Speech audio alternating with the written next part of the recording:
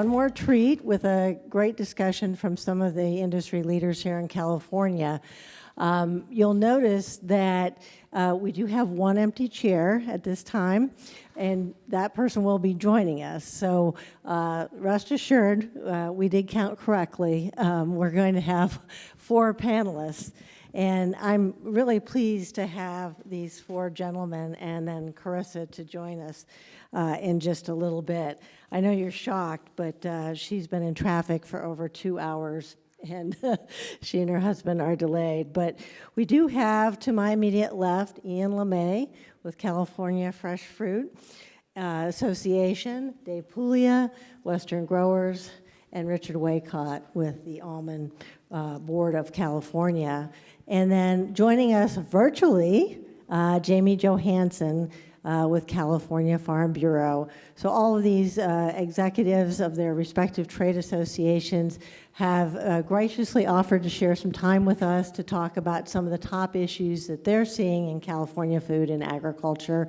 And then, as I mentioned, Karissa Kruse, who's president of Sonoma County Winegrowers, will be joining us in just a couple of minutes.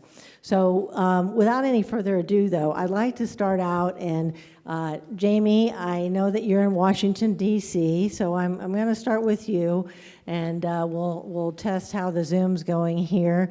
But really a question for all of you. We've had a very full day. We've talked about a lot of issues, everything from our most recent renewable energy to starting this morning with some of the different resiliency concepts that Senator Hurtado was talking about, and the need for more investment in water conveyance. I'd just like to ask each of you to share with our group what are the top 2 or 3 issues that are most concern for your members right now. And so, Jamie, I'd like to go ahead and start with you, and then we'll work our way through the crowd. Well, it has to be drought, right? I mean, that is just, it's number one, whether it's underground or above ground, it's drought, and simply then, of course, inflation, our input costs right now, and also the inflation for the consumers as well, what that's going to do for our markets in terms of affordability, and half of what we produce in California has to go overseas, so as we see the dollar rise, so inflation all around. And then, of course, just supply chain issues. So not only can our customers afford it, but can we get it to them in a timely manner without losing money with food rotting in the ports, or just simply our buyers turning to other sources? I mean, those are really the top 3 that we hear all the time. And I'll add one other thing, if I can add an overall topic. And as farmers, it really is, are we being asked to farm sustainable intensification? What I mean is farm sustainably, as we know that the consumers want us to be more sustainable, our buyers do, but we know we have to intensify our production. It wasn't that long ago that we saw a rise in eggs and milk being dumped in the field, and limits on how much milk could be purchased in a store. But what we've seen in California now, and as I've had a chance to jump on and off of this conversation today, so great job, Sarah, with the speakers and everything. But what we're seeing in California right now is what we're being asked to do as farmers is really manage scarcity. How are we going to farm when we're being asked to given less? And so that's whether that's surface water or groundwater, whether that's the pesticides we can apply, are they still going to be available? Our inputs in terms of our fertilizers, particularly nitrogen availability, and of course power and energy. I mean, there's just this thing in California now where we just simply are managing for scarcity instead of the abundance that made California the Golden State. Thank you, Jamie. Ian, how about you? Yeah, I would say ditto. Jamie did a great job. I think top of mind right now for everyone is the drought 3 years in, but also how that's now being coupled with California water policy, such as the Sustainable Groundwater Management Act. It was talked about by Senator Hurtado earlier today and others that PPIC's projections, others' projections, that if SGMA were implemented today without any mitigating circumstances, new infrastructure, new conveyance, we could lose upwards of 1 million acres of currently irrigated agriculture. 10% of California's irrigated agriculture could go by the wayside. That does not take into calculation some of the other UC reports that we saw last year, where in 2021, we lost upwards of 300,000 acres that were fallowed because of drought. And so water right now, we can't grow our commodities without water. I represent permanent fresh fruit growers throughout the state. We cannot pick, pack, or ship our commodities without the human hand and labor. It was great to hear the great conversations today about mechanization, automation, meaningful impacts to create efficiency within our systems. But until those systems come online, until that magic bullet is found to pick a peach or a plum off of a tree and place it into a basket that then is moved to the end of the row, we still need an available labor force. And here in California, in my commodity sector, it's also a resident labor force. We have a large-scale population that works in our industry, that their homes are within our communities. And so we're talking about our neighbors, and we're talking about the need for comprehensive immigration reform, bringing people into proper documentation. So labor continues to be a primary focus. We grow great products that are in high demand across the globe. So trade, as Jamie touched on, is a top issue. The last 5 years, starting with the China trade dispute and moving into now our port congestion, has severely impacted our ability to move our high demand goods to all of the places that want it across the globe. And now, with inflation, the cost of doing business in California is difficult. There are 43 states in the nation that grow peaches. California grows 70%. I respect the good senator earlier. I would say California peaches are not in trouble. We're, at least fresh peaches, we're doing well, but it's difficult to do. It costs $30,000 an acre to produce stone fruit in this state. That, with not a very large profit margin that our growers get, if they even get that. And so trying to maintain a competitive business when you have those types of input costs is difficult and a challenge that's before our industry right now. Those kinds of numbers would give anybody pause, I think, before you're making those investments. Dave, how about you? Same issues or any different? I'll echo both Jamie and Ian. I'll put it this way. You know, those of us who are advocates and many of us who aren't advocates in the industry are asked this question all the time. What are your top 2 or 3 issues? The time I've been doing this, which is now 17 years, it's always been labor and water, or water and labor, in that order. Changes a little bit depending on the year. So those are perpetual. I think what's different is the intensification of those 2 issues and the addition of sort of crises management across a set of other issues, like crop protection, becoming increasingly, I think, more of a crisis situation than it is a public policy debate. Ian mentioned trade, same thing. 10 years ago, I think most of us weren't having really intense conversations about trade policy and trade impacts. We are now. To Senator Hurtado's comments earlier today, she referenced the implementation of SGMA, and that is certainly one of the main intensifiers of the water supply challenge that we're trying to manage for our members. I'll make it even worse. I mean, without being too dark about this, a lot of us who are advocates who've been in this town for a long time can remember days earlier in our careers when a hard negotiated compromise on a major piece of legislation held, that the deal would hold. That is not the case with SGMA. And I had the either misfortune or privilege of being in the room when SGMA was first crafted by the Brown administration, working with Lester Snow and some other folks. It was very, very carefully constructed as a compromise with implementation dates phased over time to enable, hopefully, an easy, not easy, but a relatively sane transition to 2040.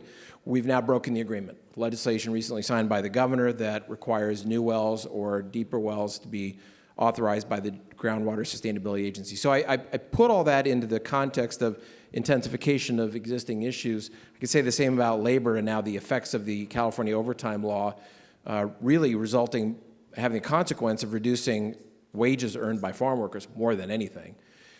So I think that's the challenge we're trying to face now and trying to elevate into a broader discussion, is that for those of us who've been pounding and saying, look, you got to help us with water, you got to help us with labor, not only have they not, we're facing a more intense set of challenges across those issues and the addition of all these other new issues, inflation and everything else. Exactly. Richard? Yeah, certainly everything that's been mentioned is front and center for the Almond business. I'm not worried about really the long-term demand for our product or for a lot of products that are grown here, as Ian said. I think, global demand is going to increase. We have more middle class being developed with ups and downs, but it's definitely trending that way. We've got more population out there and more access to that population, so I'm not too concerned on that side long term. But what I really am concerned about is how our industry is going to stay profitable. And we talk about the freight rates that have gone up, they're starting to come down. We talked about the petroleum-based products, it went way up, they're starting to come down. But everybody says, but they're never going back to the prices they were at before. So if you take the price of almonds right now, and it's really just been artificially depressed because of the huge backlog we've had on the export side, and that's just forcing prices down. But if you take the current price of almonds and you adjust it for inflation or cost of living index over time, we're selling at historically low prices when we've got costs that are through the roof. And if those costs are going to come down to a certain extent, but they're not going to return to what they were before, that means the almond has to achieve a price point in the marketplace that's going to afford that. And I'm just very concerned about how that's going to happen. We talked a lot about biomass in the previous group. And I think I mentioned this last year that 70% of what we produce in an orchard is not the kernel, it's other stuff. And we've just got to get more value out of that over time. We're working hard on it. We're going down lots of different paths to try and figure out different applications. But I see in the future, and concerns me in terms of profitability, is how do we convert that 70% into something that's more valuable and keep the almond kernel in a price range that's affordable for consumers, but that does have a just price in the marketplace out there. So those would be a few things. Welcome. Yeah. Hi, everyone. Traffic is the biggest challenge facing our industry today, or maybe that's just me, so sorry for being a couple minutes late here, but thank you for doing such a great setup. I feel like it was mostly shared. I would just say from the perspective of a real regional kind of versus state and working with wine grape growers who in Sonoma County are primarily small business owners and small farmers kind of relative to some of the other farm products we're talking about today, is that what we're seeing, and I think I like the word intensification, my version of that was just going to be we're seeing impacts happening much faster and more of them at the same time. And I think where there's the challenge and the opportunity is really around how do we help our growers, our grape growers, balance like the day-to-day that they're doing in their farming with being forward-looking with what they need to do to actually maintain the farm in the future, which comes with partnerships and innovation and technology. So it's that balance for most of our farmers, and I think it's where folks like us sitting up here get to play a huge role, is to deliver that and bring those partnerships and that collaboration and that innovation back to our local and our regional and our state stakeholders, but it's the impact that's happening faster. So we used to say, if we have a frost year, that's something we talk about every 4 years. Well, now we're dealing with frost and floods and heat events in a span of 2 months. And so responding to those impacts faster and having the flexibility and being adaptable, I think is going to be our challenge and also, again, the opportunity moving forward. Well, that was a great segue for the next question. And I should say, Karissa actually has a conference going on with her own organization right now. And so she really went the extra mile in many ways. At a very fast pace until we're standstill traffic. So to be here with us. So I appreciate that. But so this morning and this afternoon, we had a couple exercises with word clouds, and we asked people about our theme of reinventing resiliency and what words came to mind. And at one time, some of the top words were adaptability, sustainability, collaboration. That's, collaboration is part of why we want to host this conference, right? To bring more people together, to have discussions, to network, come up with new ideas. But I'm curious for any of you who want to grab this one, where else do you think that you can do more collaboration? And one of the things that I was struck by was Ashley's comments about how, when she's not an Aggie person, but as we're trying to work on F3 that we discussed about in the earlier panel, she talked about some contentiousness between, people always wanting to win more than collaborate. So I'd just like you to comment a little bit about, is that happening? more now to have a joint? I'm happy to jump in on this. I like Ashley a lot, known her for a long time. I dispute that a bit. I don't know any of us in the production ag industry in this state who are looking for a fight. We're looking for collaboration all the time. We're on our heels because we have a legislature and a regulatory regime and a bunch of litigants with interest groups that have a business model built around litigation and donor fees that are fed by litigation that are coming after us. We're on defense. Look, most of us go into a legislative discussion looking at a problematic piece of legislation not with the goal of killing it. I mean, we'd like to, but most of the time, unfortunately, we're looking for it. How can we tweak this bill? How can we make it more workable so it doesn't pose such a threat, even though we would rather it not pass at all? So I think, again, I would dispute that a bit. I think that the California ag industry, by virtue of where we exist, we're forced to be collaborators, and I think most of us, the overwhelming majority, come at public policy discussions with that in mind. Can we do more? Sure. I think at the regional level, especially, and Ian, I think especially ought to probably talk about California Farmworker Foundation. I think there's an opportunity for greater regional engagement outside of the kind of family of agriculture, because the policies that are hitting us now, SGMA, surface water supply reductions, labor costs, all that stuff, you know, the economic impacts that are not limited to farmers. They hit those entire regions and all of those businesses and those beyond those businesses who are part of that greater regional economy. And so I think there is opportunity for greater engagement and collaboration. And I think you heard some of that from Senator Hurtado today. I mean, she's someone who's voiced that desire to have that greater level of engagement, and it's coming from a place of frustration given what's happening in her district to her economy. But I do think there's opportunity there. I'd actually like to build on that, and I actually maybe expand a little further. I think there's the opportunity for collaboration within agriculture, but as you alluded to, Sarah, I spent my day, we have a kind of a think tank where we invited a bunch of folks, subject matter experts outside of agriculture, to come to Sonoma County and help us solve our problems. And I think there's more and more opportunity to be bolder in who we invite to help us be part of the ag conversation. For us, it led to a cold call to Ford Motor Company and said, help us with electrification and lowering our greenhouse gas emissions, because I'm not going to get my farmers to stop driving trucks. So you got to help my farmers figure out how to move to electric trucks and vans and also be smarter and more operationally efficient with the gas vehicles that they have. That bold call that was like, we need help, and we need help in agriculture. Come here and let us be a pilot partner, led to now huge collaborations and, as they call us, a living lab for what they're doing. And it's a partnership with a global company in a small wine region. But it's those sort of surprising partnerships and collaborations that aren't going to just help us, but all of agriculture. And that's where I get my inspiration from, and I think where we can really start to move the needle collectively for agriculture, because we all have so much skin in this game, or we're not going to eat, and we're certainly not going to have great wine to go with that food we're eating if we're not working together. So It'll be a shame.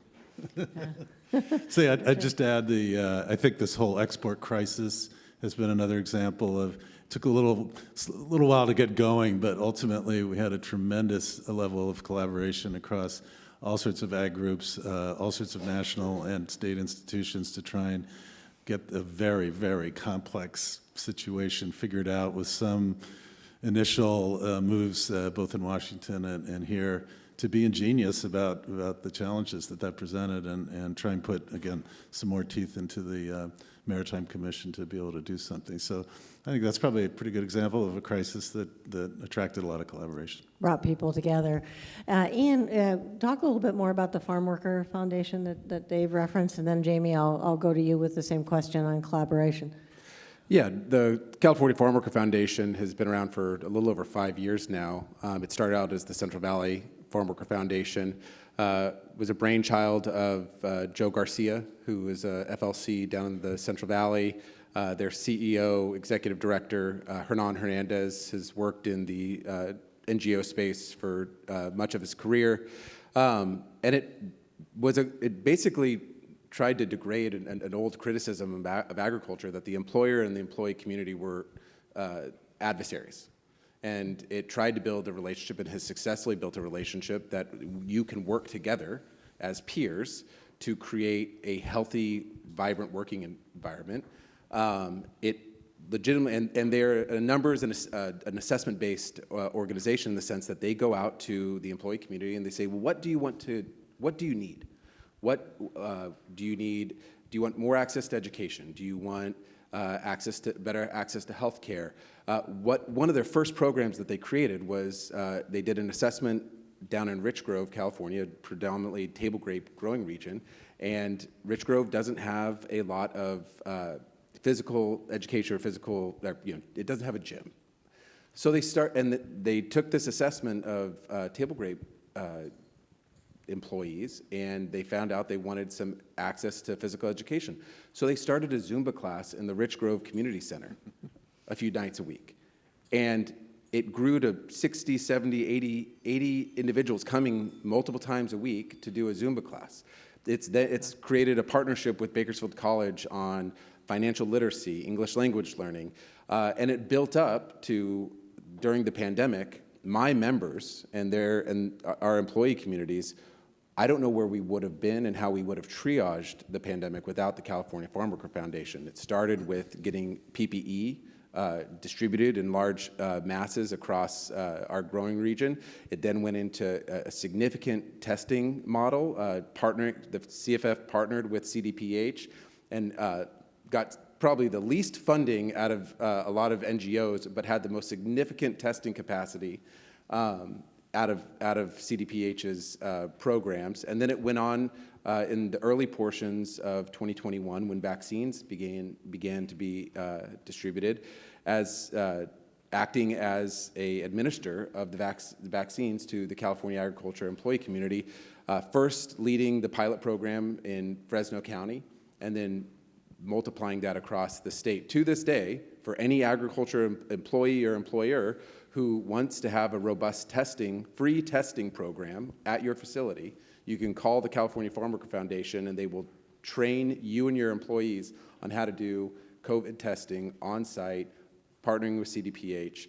And all it has done it has improved the relationship, the working, viable relationship between the employee and employer community, which to this day, there are plenty of organizations that try to either promote old tropes. We've not been a perfect industry, but we have improved over the decades.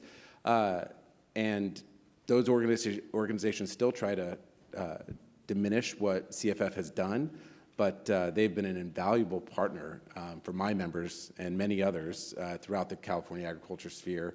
And they're an organization I would encourage everyone to look into because they've been fantastic partners through extreme times of need.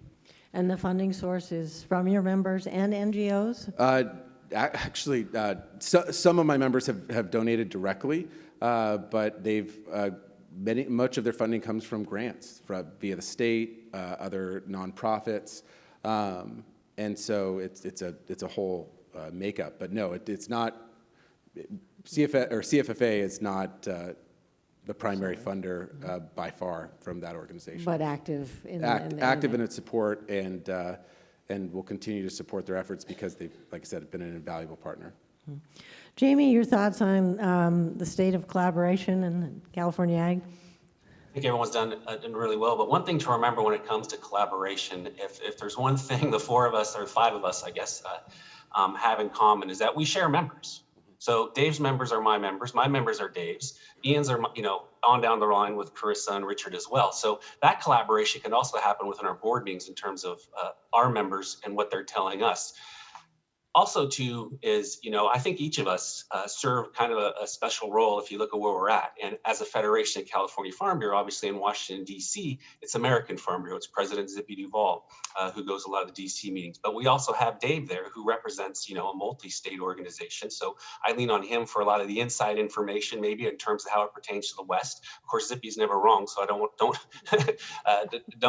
repeat that. But, I look at Dave and I look at Ian in terms of in the Valley, what's happening there, of course, on the coast and our wine grape growers, and certainly, Richard with the insight in terms of marketing boards and everything there. So that collaboration is happening within agriculture, as well as, as well as I've seen it in the 12 years I've been an executive officer at the California Farm Bureau. And I also want to tell you is that the new collaboration we're seeing, particularly if you go back to the last election with Prop 15 and our interaction with the California Business Roundtable and all of those business entities out there as well with agriculture, who really saw, because remember, Prop 15 was defeated by only 200,000 votes. They do credit agriculture, who do see that we can be a viable voice when it comes to the problems facing California as a whole.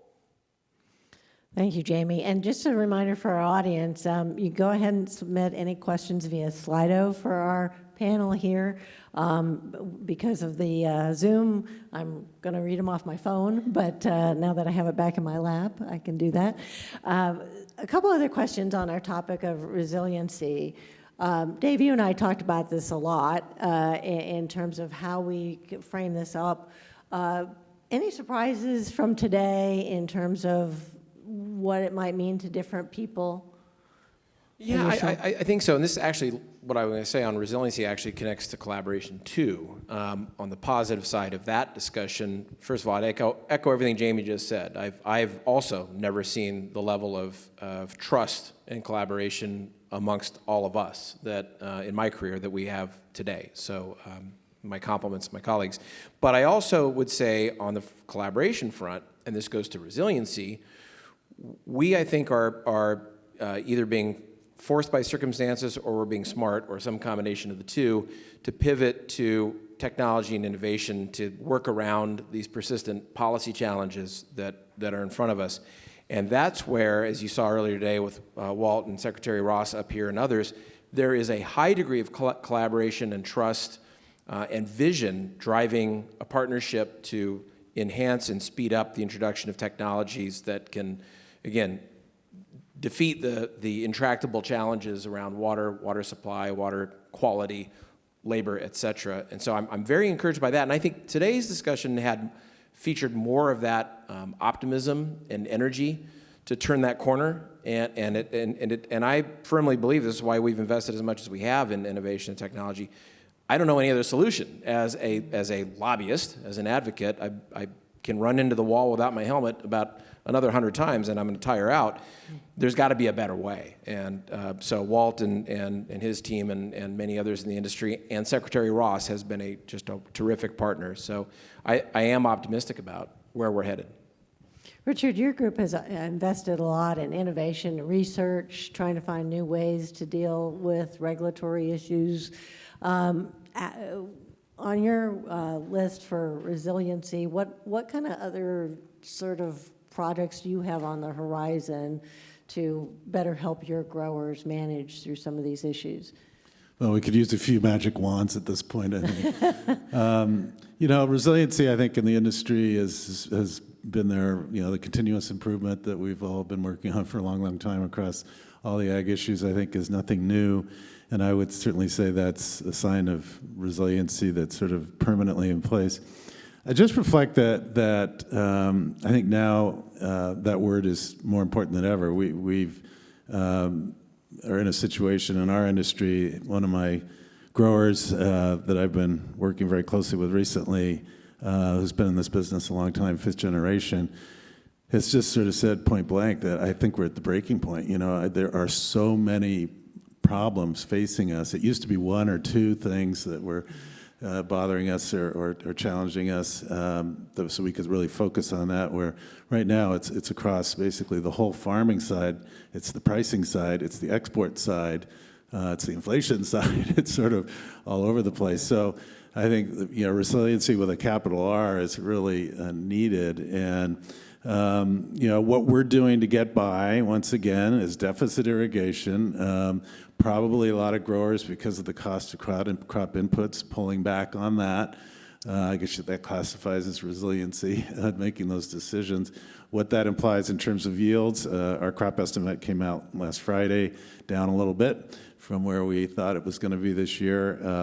And then, of course, if you're not applying the chemicals as you should, or the fertilizers as you should, that's obviously going to have further impact on potentially on crop quality and so on. So, I think we've done a really good job of working across continuous improvement in the industry, really trying to take the main cost factors and farming factors into account in the research that the Almond Board's doing and how we deploy that to the industry. But right now, it's quite daunting, for what we're facing. And again, I get back to what I said earlier. What's going to pay for all this? Is a question. The markets usually compensate. They work it out, and I'm sure we will see better pricing coming as our crops are a little bit lower and we get past this export crisis. But it's a real challenge now about where to deploy dollars against which problems to try and resolve them. So that really didn't answer your question, but Well, I'm not sure I have one for you. I know that you are doing a lot of different projects and trying to figure out new ways of, we all have to look at adaptation, right? And what are we going to do a little bit differently to still be in business and as the market sorts things out? Karissa, how about you in terms of, as you talk to your members and think about resiliency, how's the dialogue go? What are they expecting you to deliver in the future? Yeah, so when I think about resiliency and we talk about with our farmers, clearly there's the most important thing to them in their business to be successful are their employees. And that's probably not a surprise. That's probably any small business, any business. And I think where we are really been focused, we too have a foundation, the Sonoma County Grape Growers Foundation. It's been supporting Vineyard employees since 2002 is when we founded it. And just this last year, we created a Vineyard Employee Leadership Academy. So this was about really elevating our employees, not to be just more resilient through crisis, which our community in Sonoma County has faced a number of since 2017, but really around how do we raise up our employees within our organizations and our entire community. So it's a leadership program. It's all soft skills. I have no idea how to teach them how to prune appropriately. We leave those things to the farmers. But it's conflict resolutions, communications, financial literacy, healthcare, understanding the resources in the community. So our first class was 15 members. Their average length of employment at their current employer is 18 years. So these are really, I would say we're really blessed in Sonoma County. Our growers have fostered long-term relationships with their employees. It's families with families that have been working together for multiple generations. And we were really excited. Secretary Ross came to Sonoma County to deliver our welcome and opening day for our Leadership Academy. It's been about an 8-month program, and she may be regretting this now, and I don't know if she's still here, but on a whim, she said, you should all come to Sacramento and see me at the end of your session. So July 28th, we're getting on a bus and going from Santa Rosa to Sacramento for our capstone. But what we realized is that there's huge opportunity to really not only lift up our employees, but then that information gets trickled back to the entire farming operations. It's happening at the tailgates, it's happening over coffee in the morning, it's happening at safety meetings where they're saying, did you know you could get this sort of loan, or this is a safe way to send money to Mexico, or I have high blood pressure and I didn't know that, and here's what I need to be doing. But then they're going back to their homes and they're sharing this information, especially on education, and all of our partners in our community that have been helping us to raise their entire families up.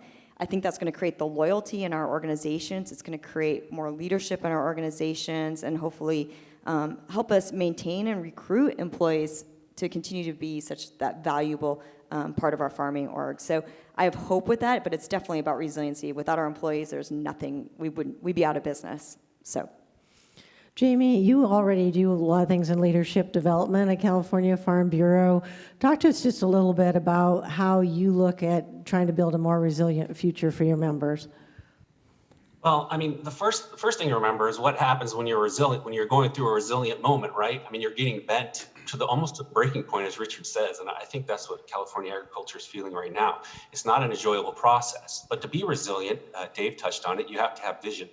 And then also in the resiliency part, you have to be proactive of how you're going to adapt to this change. And being proactive hasn't been exactly the sterling trait of California in general when it comes to legislation and how we deal with this. I mean, to the credit of California agriculture, when we've faced changes, we've looked to science and markets. That's what we've looked to adapt to these changes. Conversely, if you look at the European Union, which is, I would say, the antithesis in terms of how they handle change and how they deal with science and technology, the EU model is one which is really based on protectionism and financial support. to the tune of 70% of the European Common Policy goes to agriculture, right, in terms of subsidies and support. If you look at the California budget, when it comes to being resilient to the issues we face that we all mentioned, whether it's water and pesticides and energy and all that, that's looking a lot like an EU budget trying to bail us out. Instead of being proactive, instead of putting in the infrastructure we need, we have a great infrastructure transportation bill that just came bipartisan through Congress with a lot of money for California. We should be jumping on it or we're going to lose it. But I think that's the biggest thing going through this that really changes. And Richard touched on it. That the difference now is simply this. We don't see California being proactive, allowing us to be proactive, and we look and watching our science and our markets being taken away from us that we depend on to make the changes necessary to continue to be resilient. So I'm passionate about that. I love the discussion with Senator Hurtado, but I think I'm getting a little tired of talking about resiliency as a whole, because we also have to talk about that not everyone is going to make it through the change. So when technology does change, when markets do change, you start to see that consolidation, you start to see the movement of people, whether around the state, and now there's not a time doesn't go by when I'm in DC with the other State Farm Bureau presidents where I'm not being approached about a California company or a California farmer who they just ran into looking at opportunities, say in berries in North Carolina. So that resiliency, I'm with Richard. There's a lot of us like, how are we going to take this? Because we don't have the same tools we've been given in the past. At least it doesn't feel like that. So sorry about that. Just wanted to jump on that, and thank you. It's great to get your input on that, and that's a good segue to one of the questions that's come in from our audience, and that is, what one new technology or two new technologies, we're going to try to narrow it down, but people are asking, what do you think is the next big thing in technology? And some of you have been, investing in these new innovations or involved in F3 with Walt.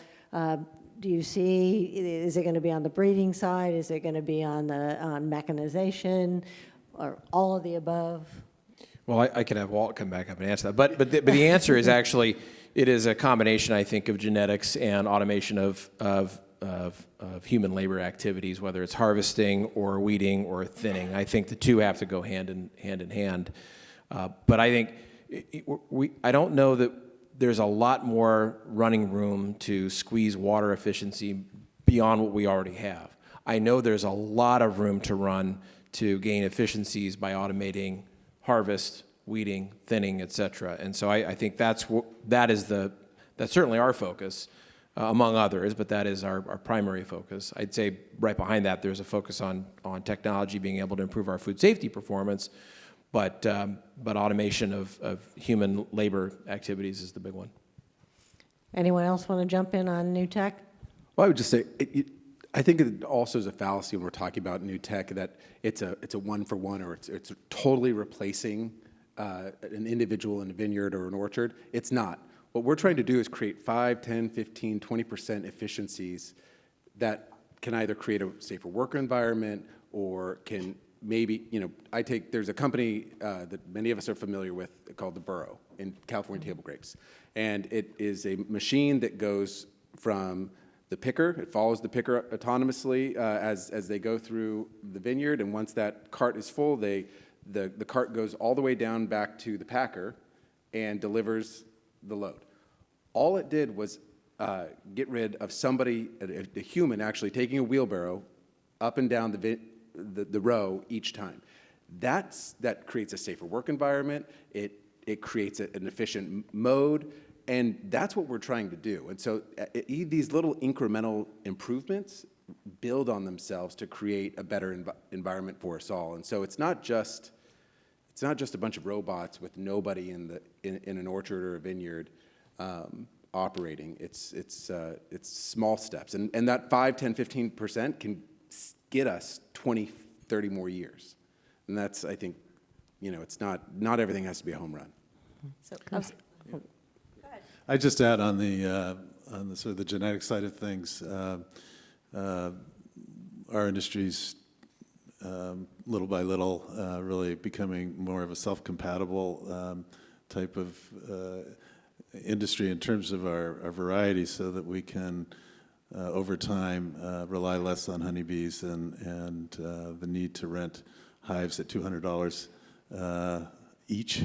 about $400 to $500 million a year we're spending on that. So in terms of innovation, resiliency, et cetera, on the varietal side of things, that's a transformation that over time will make it easier to manage an orchard that right now has 3 varieties in it. You'll only have 1. Not that we want to be mono in that sense, but we'll have that option. And then again, with the beehives, we'll be able to rely less on them. So again, that's You get criticized for eliminating jobs, Well, we'll get criticized, I think, because we basically support the national bee industry through the money we pay to rent hives. So there will be some criticism coming when this transitions a bit and we're not providing that kind of income. But that's something I would say on the resiliency and innovation side that's going on.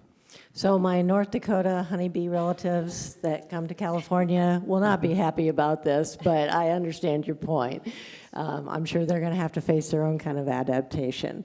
Karissa? So I wasn't going to specifically say a specific innovation or mechanization, but what I think is probably most needed and what's going to be interesting, at least for us to move the needle in an affordable way, maybe a practical way, is really being able to get data faster and be able to synthesize that data with a combination of scenario planning so our farmers can respond quicker. So I think as we're able to pull in real-time sensors, moisture, weather information at their fingertips, and we've been able to think through how we use that information to respond in our practices to maintain sustainability, climate solution, and being climate stewards.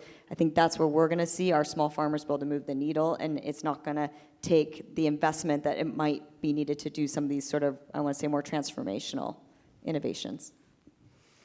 Jamie, I'm going to turn to you since you're in Washington, and a question, it came up earlier. Dave Magana's presentation, he talked about the future of labor, and it wasn't a very pretty picture of, where we're going to get our workers in the future.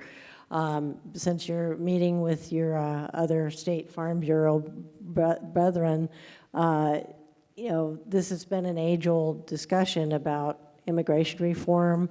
We're going into midterm. There's no chance of any of this, moving anytime soon. But is there an opportunity in your mind to address comprehensive immigration reform, maybe going after the midterm at all? Not for comprehensive. I think the success we did have in this past this Congress and with the Farm Workforce Modernization Act was that it was an agricultural labor bill that we moved forward. Comprehensive gets too political, as we're going to go straight from November and a new Congress into a presidential race. So I don't think the comprehensive side of things, but I think it is the reality, and particularly for those on the Republican side to realize that it's not about those. It's not about a border issue because we're going to be looking further out to get our labor force. And so it is about making the H-2A program, the only program we have available to us, more efficient and better for American agriculture, because we're going to have to rely on that program because we're going to be going out, as we're seeing right now, going to South Africa to get workers in, going down to South America, and potentially even over into Eastern Europe as well. So there's no easy fix on this on the labor side. I would throw in there though, as the people who stand opposed to us and getting any kind of agricultural labor reform instantly point to technology. Oh, we're going to mechanize. That'll get you out of this. This will be it. But Ian's right. That isn't going to be a total solution. And not all farms are going to be able to afford that mechanization to begin with. So you're going to see greater consolidation as well. But what also happens, as we're seeing in California, when we talk about any technology, whether it's plant variety, remember how much agriculture spent to make sure that GMOs didn't have to be mandatory labeled, that we could still grow them. It's like down in Sonoma County and my county, that we can still grow GMOs and use that technology. And now look what we're dealing with OSHA, who's not allowing to have driverless tractors, and then also the attempts now to, at least like the rest of the United States, be able to apply pesticides using a drone technology. So the challenges in technology, agriculture is going to have to fight for them. So it may be there, but there's still going to be a lot of regulatory fighting that we have to do. And the same is going to be even on the labor front. And I don't mean just on the Republican side, because we also know that there's some on the left who do not like the H-2A program and would love to see it dismantled as well. So, one other question that came in on Slido from our audience is, reflective of some of the comments that Senator Dolly made about ag and political contributions. And we didn't do any fact checking on his numbers, but the disparity between what unions give versus what farm groups give for political action committees was quite stark. And so the questioner wants to know, and you know, I've been to several different organizations, political action committee fundraising efforts, and watched how different folks operate. What needs to happen in order to get more people engaged in the political process, not only in fundraising, but just having that voice? I have to pass on that one. I know you do. Jamie, this just screams for you to take the lead. Yeah, no. You know, the senator's right. You know, when it comes to unions, and my sister is a junior high school teacher, and now she is actually she actually runs kind of the local union pack there in terms of supervisors races and school boards and everything like that. And I asked her before she had this position, and I think this is what kind of turned her into it. I said, how much of your check goes to the union and political activities? She had no idea. And then she asked the person on top above. They had no idea what it was. And finally, you know, I don't remember what it was. I want to say it was like $70 a paycheck is kind of what it went, or $70 a month. So the unions do have that advantage over agriculture. But, you know, in Farm PAC, in our political PAC that we have, you know, those are the things we kind of tie it to. Is like, this is what, you know, for right now, if you don't like who's in office in your community, a school teacher, a kindergarten teacher has more skin in the game, you know, than you do as a farmer if you're not giving to a PAC or you know, donating to a candidate or getting involved. And so you have to look at it as kind of like a budgetary item of getting involved in that you're going to participate in the process. And unfortunately, money is everything in politics when it comes to the elections. But I think we have some issues now too that maybe are invaluable in terms of what we can bring up and support those running for office. Yeah, I just was going to say, I mean, people don't like the idea of money in politics, but it does cost money to run a race. If you ask any politician, either the senators who are here, a member of Congress, or a federal senator, the thing they like least is their call time. But to win those races, to be competitive, they have to have resources. And like any of us in our daily lives, we remember who our friends are. And so if we as organizations are able to support candidates and elected officials in those races, ultimately they remember who stood by them in those. And so I think industry is starting to do a better job at using or maximizing each other's resources, collaborating. Jamie brought up Prop 15. There have been a couple other campaigns that many of our organizations have come together recently to try to make a meaningful impact. But, you know, we shouldn't put our head in the sand and ignore that money and politics kind of go hand in hand. And we as an industry, if we want to exercise that influence, have to educate our members as to why they need to give, and then we need to maximize and utilize those resources in a responsible way. And we need to be, I guess, held accountable that we're also investing in the right candidates and races, and which is not always easy. Yeah, I'll add to that. Senator Dolly said something that I mean, without boasting, I mean, the talk I've been giving for all 17 years I've been at Western Growers, he actually used some of the same phrases. For legislators up here, this is the best job they'll ever have. They either don't try and get them to like you using political action. They have to respect you, and they'll respect you either because you've got their back or because they're afraid of you. He's absolutely right about that.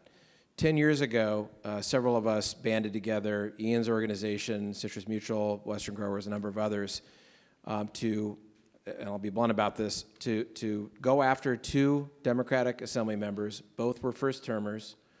Both had been extremely hostile in their first term towards us, wouldn't even take meetings on UFW legislation that they were sponsoring.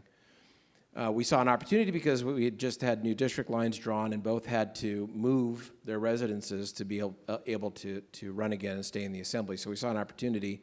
It was also the first time California had its top two primary or jungle primary system, also an opportunity.